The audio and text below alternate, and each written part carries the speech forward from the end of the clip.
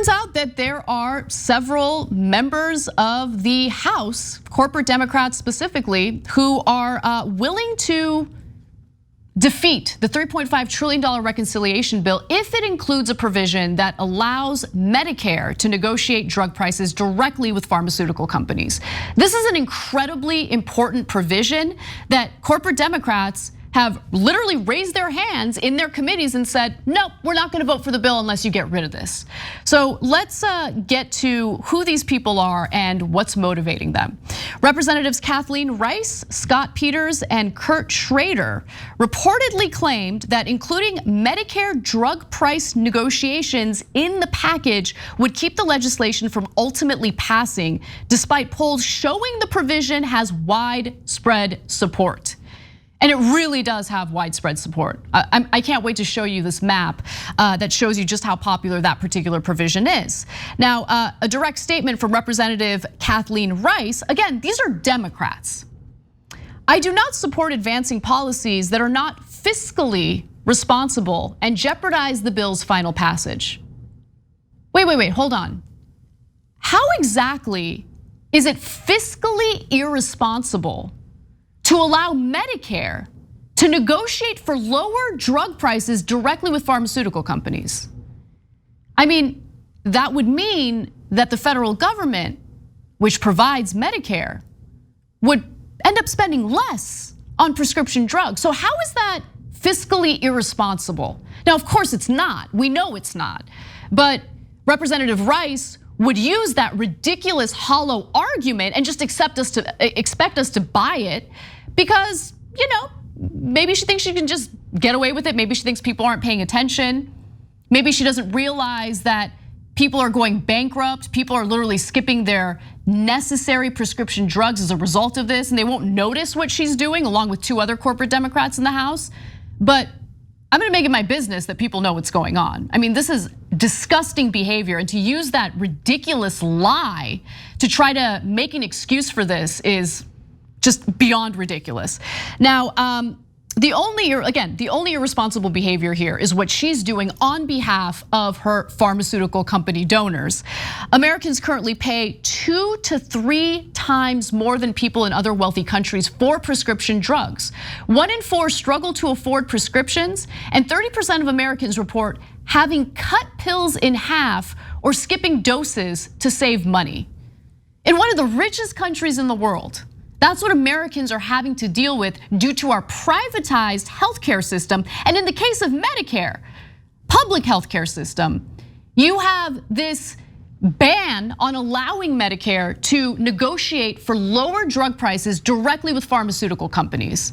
And by the way, that is an accomplishment by the pharmaceutical industry, by their lobbyists, and it's something that they're incredibly protective of. And so when you see Democrats go against their own constituents in this way, understand that there are very clear influencing factors that just get completely ignored by the press. Now, these lawmakers also feel invincible enough to go against the policies that the vast majority of their own constituents want. In fact, 90% of Rice's constituents support the provision, while only 18% believe the argument long made by pharmaceutical companies that allowing negotiation by Medicare will harm innovation. Similar poll results were found in Peters's and Schrader's districts. Now, there was this wonderful map put together by the Data for Progress organization. They wanted to show, help people visualize, more importantly, help these lawmakers visualize just how popular a provision like this really is, okay? And we know how divided the country is. We hear about how polarized things are. But when it comes to many of the bread and butter issues, certainly when it comes to healthcare, when it comes to prescription drug prices, when it comes to wages, the issues that actually impact Americans in their pocketbooks, there's a lot of agreement. Doesn't matter what state you're talking about. Let's take a look at this map.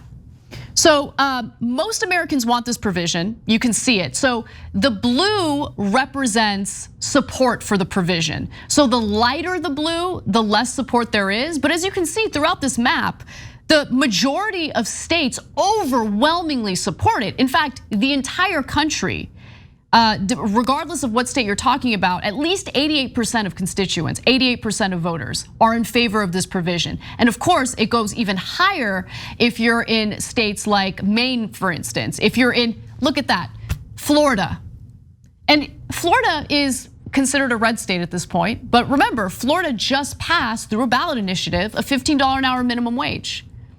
So Democrats can't argue that they're against provisions like this because, I'm running in a purple district. It's super risky for me to do this. They can't use that excuse. And so Rice would have you believe that it's somehow fiscally irresponsible for us to spend less money on pharmaceutical drugs. That's not really how fiscal conservatism works, right? I mean, fiscal conservatism is about saving as much money as possible. So Rice is full of it. I mean, I think it's pretty clear at this point. And so what is motivating them? Look, I know it's repetitive. We talk about it on the show all the time, but we do it because others won't do it. They just pretend that these lawmakers, what they say, they take it at face value, that they're actually worried because they're running in a purple district, that they're actually worried about this being fiscally irresponsible. They just believe whatever the lawmakers tell them to believe, but we don't believe that. Common Dreams, which is a great independent outlet, reports that both Peters and Schrader have both accepted tens of thousands of dollars in donations from the pharmaceutical industry this election cycle. Pharmaceutical companies are the top contributors to Peters' campaign in the 2021 to 2022 cycle. They've already donated $88,000. And listen, $88,000 might not seem like a lot of money, especially when you look at the coffers of these lawmakers, right? The amount of money they're able to fundraise. But make no mistake about it, it's cheap to buy off these lawmakers. So $88,000 in one election cycle speaks volumes to representatives like this. Doesn't matter if we're talking about a Democrat or Republican, we're having a discussion here about clear legalized bribery. It creates a conflict of interest, and despite the overwhelming support that these constituents have for this provision, these corporate Democrats are crossing their fingers, hoping you don't notice, and literally voting in their committees to do away with the provision. Now, this vote happened in the Energy Committee. This was in the Energy and Commerce Committee. They voted down the provision. So that's not good news. However, the Ways and Means Committee in the House voted to approve the provision. So there's gonna be a pretty brutal fight in both the House and the Senate in regard to what the budget reconciliation bill will include. And some of the most important provisions are on the chopping block, and it's not because of the power that the GOP has, it's because of the legalized bribery that influences these corporate Democrats. And I'm happy to call them out by name. And if you happen to be a constituent living in the district represented by either Kathleen Rice, Scott Peters, or Kurt Schrader, hit them up, give them a call, and ask them, why did you just vote down a provision that would save money for our government, and also a provision that an overwhelming percentage of your constituents are in favor of? Thanks for watching The Young Turks, really appreciate it. Another way to show support is through YouTube memberships. You'll get to interact with us more. There's live chat emojis, badges.